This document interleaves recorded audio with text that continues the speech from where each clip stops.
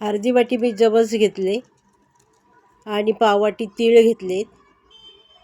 2 चमचे टरबूजाच्या आणि भोपळ्याच्या बिया घेतल्यात. आता गॅसवर मी पॅन ठेवला आहे, त्याच्यात जवस टाकलेत. जवस चांगले भाजून घेते. त्याच्यानंतर तीळ टाकते. तीळ पण चांगले भाजून घेते. त्याच्यावर भोपळ्याच्या आणि टरबूजाच्या बिया टाकल्यात, त्या पण चांगल्या भाजून घेते. ते छानपैकी आता भाजून घेतल्यात, ताटात ओतल्यात मी. गॅसवर पॅन आहे, त्याच्यात अर्धी वाटी गूळ घातला आहे.